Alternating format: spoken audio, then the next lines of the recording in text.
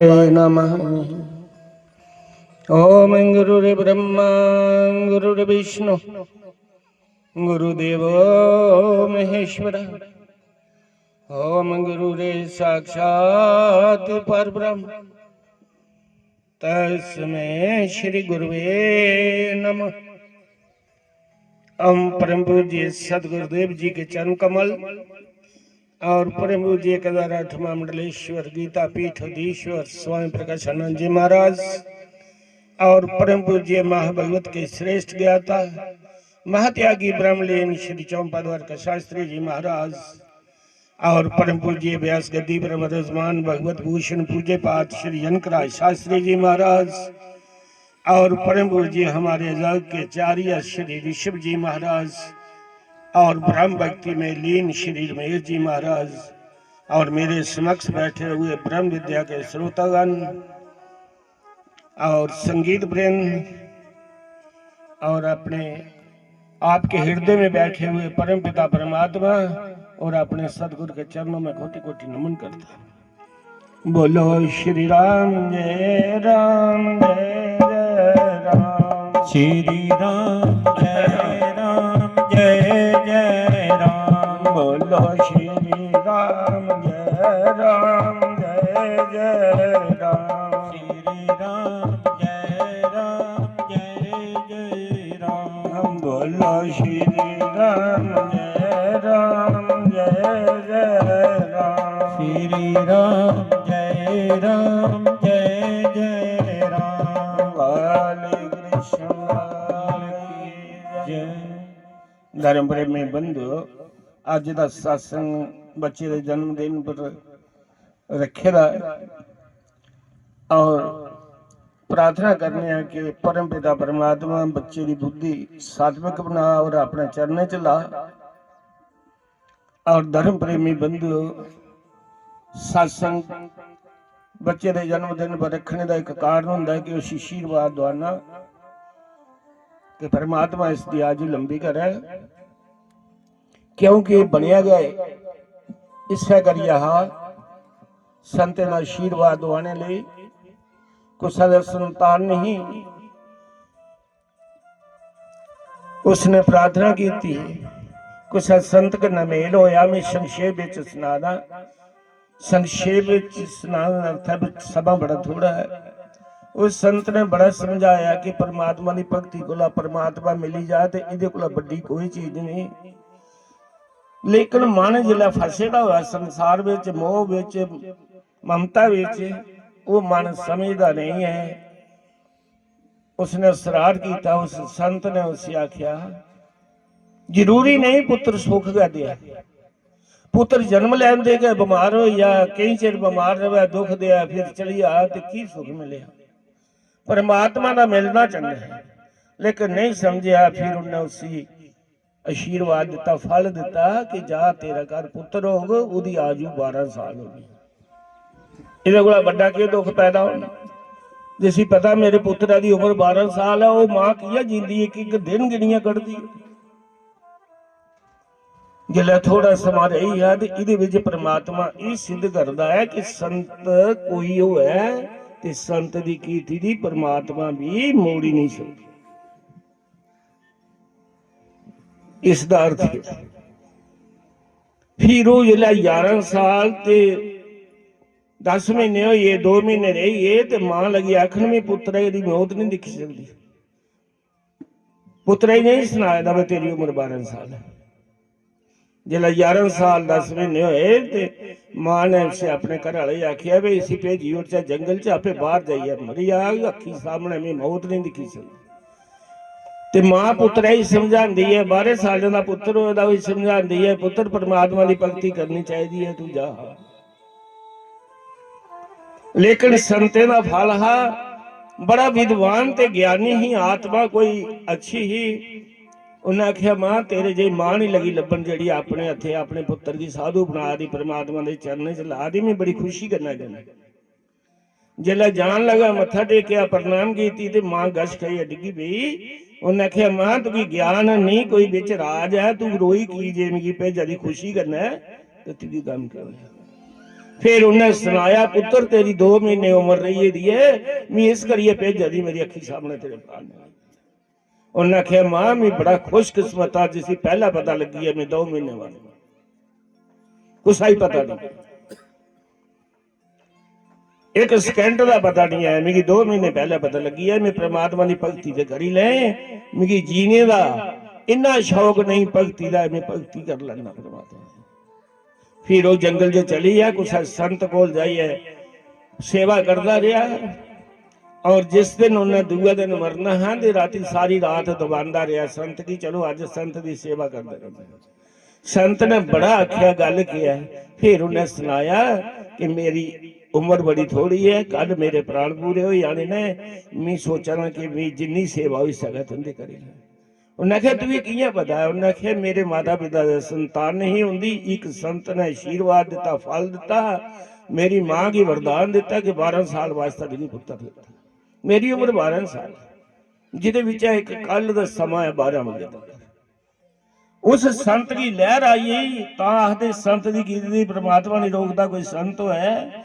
उस संत ने उसी महामृत्युंजय शिव जी का मंत्र दिता और उसी आख्या तू शिवलिंगी जफा मारिए ते एक मन टकाइए एकाग्र मन करिए कुछा बखी नहीं जा ते भगवान शिव का यह मंत्र है जड़ा इसी बोलता। जिस वेले पता हुआ मरने का समा हुआ तो मन जंदा भी कुछा बखी नहीं। रोज समाधि लाइए बौनी है पूरा मन काबू च रहा है मन खजल होता रहा के लभदा होता बच्चे स्कूल जाने वाले फीस देने वाली है पूरा मन लगता परमात्मा से। लेकिन जिला मौत सामने है उस कोई अपना नहीं लगता तो ना किश होंदा सीधा परमात्मा कन्नै मन लगता है उसका मन लगी आ कागर होई है शिव जी कन्नै जुड़ी आ। और जिसला जमराज आया ते शिव जी भगवान प्रकट होइए ये मेरा तू इसी मार ही नहीं सकता इहदा नाम मारकंडे ऋषि है ये 4 युग जींदा रहूगा अमर रहूगा जरा अमर रहूगा वो मारकंडे ऋषि है। और धर्म प्रेमी बंधुओं सारे को बड़ा मुक्तसर में 5-7 मिनट कहना कि सारे को बड़ा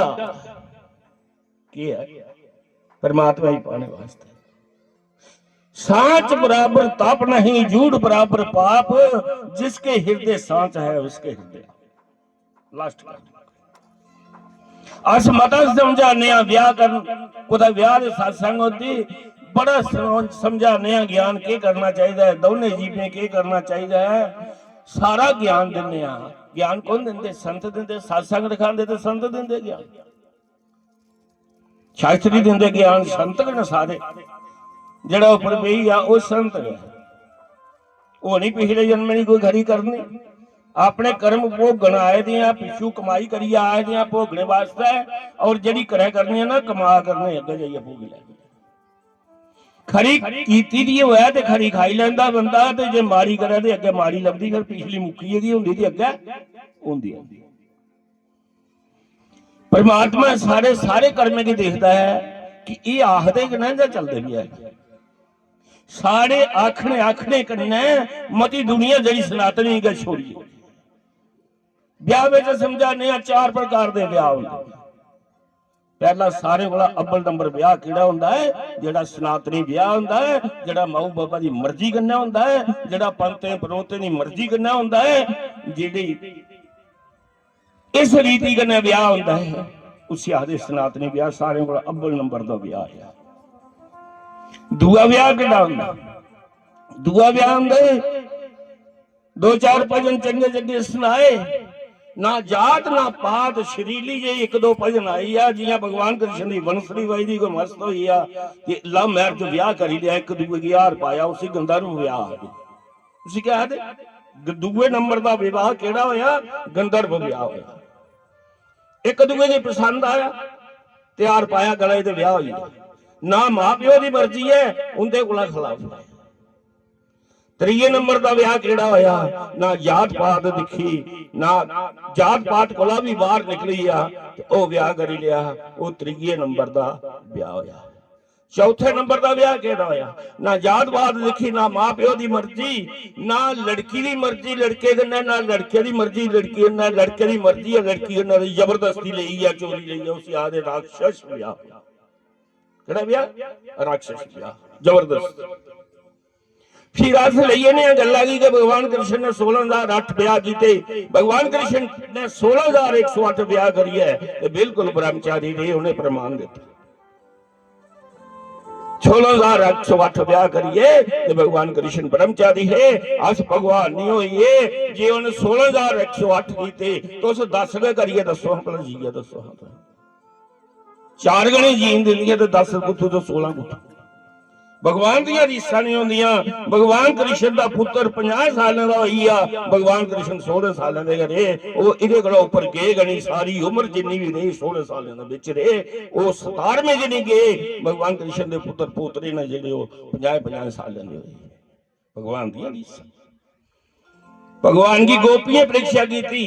भगवान से गुरु दरबाशा ऋषि की भोग लान जाना, नदी पार जमुना पार, बरखा लगी दी आ रहा है। उन्हें कहा जाओ जाइए आखो जे कृष्ण ब्रह्मचारी है जमुना मार रस्ता दे। सारियां दिखन लगी हैं। अस दी गोपियां 16,108 ब्याह कीते, ये ब्रह्मचारी। उन्हें कहा जाओ, गईयां। उन्हें एक बारी आख्या हे जमुना मां, जे भगवान कृष्ण ब्रह्मचारी सानू रस्ता दे। जमुना सुकी ही वो पार लंघी गईयां। पार जाइया प्रमाण दिता, जड़ा अपनी मर्जी कन्ने नहीं खा, कुसा दे आखे ने खा, अपनी भुख ले नहीं खा, वो ना खादे दे भी ना खादे दे। दरबाशा ऋषि आखने से भोग लाना। उन्हें कहा मेरा मन ते अन्नी रोटी खाने की ना मेरी भुख है, तुहाड़े कारण बर्त पुआर के कारण, तुहाड़ी शरधा कारण जे तुसे खिलाना है, मैं मुंह अड्डना तो 360 थाल मेरे मुंह च पाई। उन्हें एडा मुंह अड्डिया, उन्हें 360 थाल पाई उड़िया ते जान लगियां। आख लगियां बाबा जी असें जाना किवें? उन्हें कहा आईयां कियां? उन्हें आख्या जे भगवान कृष्ण ब्रह्मचारी है जमुना मां रस्ता दे, हाड़ आए जमुना सुकी है। उन्हें कहा जाओ जाइए आखो जे दरबाशा ऋषि निरोतार है, हे जमुना मां रस्ता दे। उन्हें कहा 360 साल हूं मुंह जो दिया जाए निरोतार है, जाई आख्या उस वेले जमुना सुकी। धर्म प्रेमी बंधुओ, जेड़ी उस वास्ता है अपना स्वार्थ ले नहीं, सारे वाले देखिए दुनिया चलना है। असे ज्ञान देना बड़ा सौखा है, लेकिन चलना सारे वास्ते भी बड़ा औखा। तुम तो किश बनग बनग राम नाम दे मोती लुटी लै गए हो, पर सारे वाला मुश्किल हो, सारा खड़े चलना।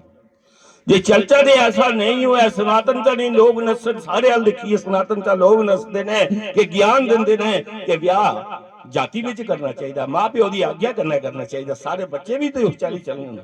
जे सोएम गास गलत करने लई पौगे, सारे जे कई करा देने गलत, जेड़े ज्ञान देंदे ना 2-4 भजन भगवान कृष्ण वाली वंसरी वजी मस्त होया, कोई चल हार पाया ते लईए नहीं, क्या होया? असे चलना चाहिए ज्ञान के उपर अमल करना चाहिए। माता पिता कैसे ने, असे अपने धर्म के उपर चलना है, माता पिता की आज्ञा के विच रहना है, माँ प्यो जिथे करन उथे करनी है। ये असे ज्ञान होना चाहिए, देना चाहिए। धर्म प्रेमी बंधुओं, समा नहीं, लंगर की भी व्यवस्था है। मैं इन्हें लफ्जे के ना अपनी बाणी की विश्राम दे प्रार्थना करना कि सारे जने आरती आस्ते। ओम